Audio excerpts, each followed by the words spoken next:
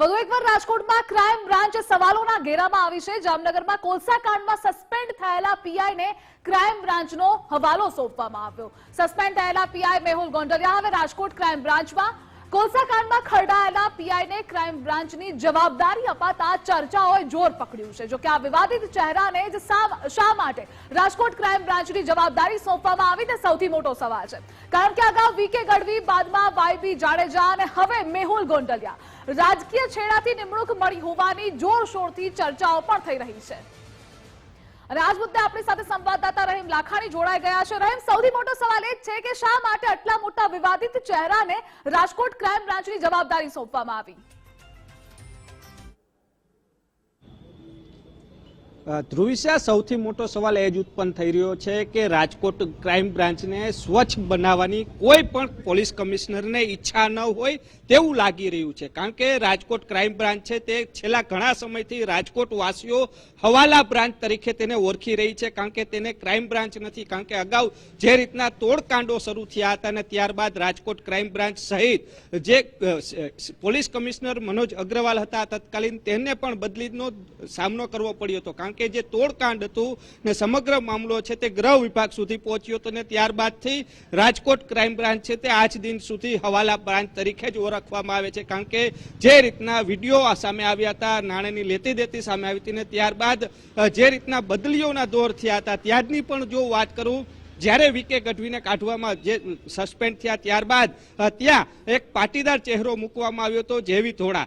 જો કે તે કહી શકાય કે વિવાદિત ન હતા અને સુધારવાના પ્રયાસો હતા, પરંતુ તેઓની જે સમય મર્યાદા પૂર્ણ થતા તેઓની કચ્છમાં બદલી થઈ હતી। પરંતુ ત્યારબાદ જે રીતના વાયબી જાડેજા આવ્યા, તાજેતરમાં જ તેઓનો સિંગલ ઓર્ડર સાથે તેઓની બદલી થઈ છે ને તેઓ પણ ક્યાંક ને ક્યાંક વિવાદમાં આવ્યા હોવાની ચર્ચા રાજકોટ શહેરમાં જ શરૂ થઈ હતી। ત્યારબાદ આજે જે રીતના અચાનક જ નિમણૂક કરવામાં આવી છે મેહુલ ગોંડલિયા, જો મેહુલ ગોંડલિયાના ભૂતકાળની જો વાત કરીએ તો જામનગરની અંદર કોલસા કાંડની અંદર તેઓ સસ્પેન્ડ થઈ ચૂક્યા છે। તેની જે સર્વિસ બુક હોય છે તેમાં પણ આ નોંધ પડી હોવાની વિગત છે તે ગુજરાત ફર્સ્ટના હાથે લાગી છે।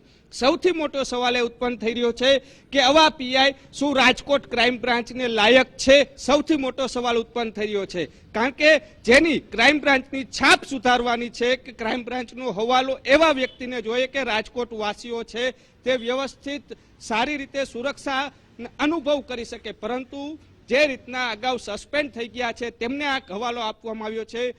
જે રીતના મેહુલ ગોંડલિયા રાજકોટમાં જ્યારથી નિમણૂક થઈ છે ત્યારથી સપના જોતા હતા તેવી પણ પોલીસ બેડાઓમાં ચર્ચા થઈ છે કે ક્રાઇમ બ્રાન્ચ માટે તેઓએ તમામ પ્રયાસો કર્યા હતા અને અંતે આ પ્રયાસો તેઓને સફળ થયા છે। કારણ કે જે રીતના વાયબી જાડેજાની બદલી થઈ છે ત્યારબાદ તેઓના દ્વારા રાજકીય ઓથ મેળવી અને ત્યાં સુધી પહોંચ્યા હોવાની વિગત છે તે પણ રાજકોટ પોલીસ બેડાને રાજકોટ શહેરમાં ચર્ચાએ જોર પકડ્યું છે કે તેઓ ત્યાં સુધી પહોંચ્યા છે। અગાઉ પ્રનગર પોલીસ સ્ટેશનમાં ફરજ બજાવતા હતા, અનેક વિવાદો છે તે ડામી પણ દેવામાં આવ્યા છે જે જાહેર નથી કરી શકાય તેવી પરિસ્થિતિ છે। કારણ કે અનેક વિવાદોમાં પણ સપડાયા હોવાની વિગતો છે તે સામે આવી છે, પરંતુ કેમ રાજુ ભાર્ગવ સાહેબને આ પીઆઈ ઉપર ધરોબો છે? રાજકીય ઓથ હોય એટલે કોઈ પણ ખુરશી સોંપી દેવાની? બીજો સવાલ એ પણ ઉત્પન્ન થઈ રહ્યો છે કે જ્યાં 4 પીઆઈની નિમણૂક થવાની હોય છે ત્યાં માત્ર એકની જ નિમણૂક કરવામાં આવી છે। અગાઉ જે 2 પીઆઈ રાખવામાં આવે ત્યારબાદ ક્રાઇમ બ્રાન્ચ છે તેની એક બાદ એક પોલ છે તે છતી થઈ રહી હતી ને તેના જ કારણે 2 પીઆઈ 4ની બદલે 2 જ રાખવામાં આવ્યા હતા અને 2 ડિવિઝન કર્યા હતા। જો વધારે પીઆઈની નિમણૂક કરવામાં આવે તો ક્રાઇમ બ્રાન્ચનો આખો હવાલા કાંડ છે તે ખુલ્લું પડે તેવી શક્યતાના કારણે 2 જ રાખવામાં આવ્યા હતા અને હવે માત્ર રાજકીય ઓથા હેઠળ જેમની ભલામણ થઈ છે તેમની આ નિમણૂક કરવામાં આવ્યા હોવાની ચર્ચાએ જોર પકડ્યું છે। પરંતુ સૌથી મોટો સવાલ એ છે કે જેઓ સસ્પેન્ડ થઈ ચૂક્યા છે, કોલસા કાંડમાં તેઓનું નામ આવ્યું છે ને તેમને કેમ ક્રાઇમ બ્રાન્ચને હવાલો સોંપવામાં આવ્યો છે તે સૌથી મોટો સવાલ છે। શું રાજકોટ ક્રાઇમ બ્રાન્ચને એ સ્વચ્છ કરી શકશે? કારણ કે પોતે જ જે અસ્વચ્છ છે, પોતે જ સસ્પેન્ડ થઈ ચૂક્યા છે કોલસા કાંડમાં, તે શું રાજકોટ ક્રાઇમ બ્રાન્ચને સ્વચ્છ કરવામાં સફળ થશે કે નહીં, સૌથી મોટો સવાલ અત્યારે ઉત્પન્ન થઈ રહ્યો છે. એટલે જોવાનું એ છે કે બીજા પીઆઈ મૂકવામાં આવે છે, કારણ કે 4નું પોસ્ટિંગ જ્યાં છે તે માત્ર અત્યારે એકને જ નિમણૂક કરવામાં આવી છે. હવે બીજા 3 પીઆઈ મૂકવામાં આવશે કે કેમ, પછી એકના જ જે આખી વિગતો સામે આવી છે કે આખો ક્રાઇમ બ્રાન્ચનો સંપૂર્ણ હવાલો મેહુલ ગોંડલિયાને સોંપવાની વાત સામે આવી રહી છે. જો બીજા પીઆઈને મૂકે તો રાજકોટ ક્રાઇમ બ્રાન્ચમાં કયા પ્રકારની કાર્યવાહી થઈ શકે છે તે બહાર આવી શકે છે. કારણ કે જે રીતના કહી શકાય કે અગાઉ પણ રાજકોટ ક્રાઇમ બ્રાન્ચ છે તે વિવાદોમાં ઘેરાયેલ છે અને હાલ પણ ઘેરાયેલી જ જોવા મળી રહી છે. એટલે સૌથી મોટો સવાલ છે કે રાજકોટ ક્રાઇમ બ્રાન્ચને સ્વચ્છ પીઆઈ ક્યારે મળશે, તે સૌથી મોટો સવાલ ઉત્પન્ન થઈ રહ્યો છે. રહીમ, સ્વાભાવિક છે, જેવી રીતે આપે પણ કહ્યું કે આ પહેલા પણ રાજકોટ ક્રાઇમ બ્રાન્ચ પર અનેક ડાગો લાગી ચૂકેલા છે અને આવા જ બધા નિમણૂક કરવામાં આવે છે વિવાદિત ચહેરાઓની. શું કહી શકાય કે જેટલી પણ નિમણૂક કરવામાં આવે છે તે તમામ રાજકીય છેડાના કારણે નિમણૂક થતી હોઈ શકે?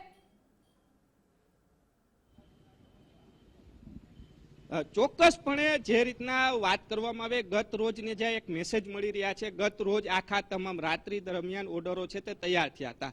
તે પહેલા એક ઉચ્ચ રાજકીય આગેવાન છે તે ઉચ્ચ અધિકારી પાસે બેઠા હતા અને ત્યારબાદ 30 મિનિટની અંદર જ આ ઓર્ડર નીકળ્યા હોવાની વિગત સામે આવી છે.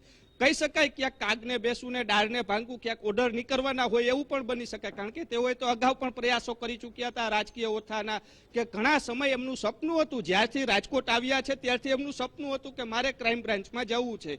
અને એ સપનું ક્યારે પૂર્ણ થાય, જ્યારે રાજકીય ઓથ મળે તો જ આ પૂર્ણ થાય તેવી શક્યતા હતી. કામગીરી તો તેમની રાજકોટમાં ક્યાંય જોવા જ નથી મળી. આટલા પોલીસ સ્ટેશનો કર્યા છે, વિવાદોમાં હતા.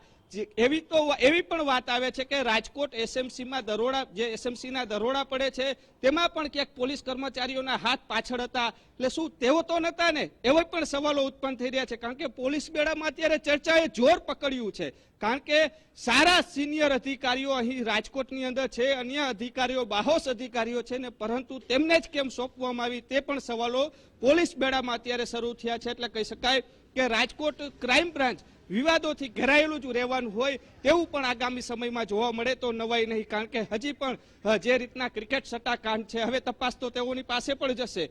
ક્રિકેટ સટ્ટાકાંડમાં શું તેઓ કરે છે તે પણ એક મહત્વનો સવાલ છે. કારણ કે મુખ્ય માથાઓ છે તે હજી પોલીસને હાથ નથી લાગ્યા. એટલે જોવાનું એ છે કે હજી વિવાદોમાં જ આ ક્રાઇમ બ્રાન્ચ રહેશે કે પછી સ્વચ્છ થશે, તે સૌથી મોટો સવાલ રાજકોટ પોલીસ માટે છે. જી રહીમ, તમામ માહિતી બદલ આપનો આભાર.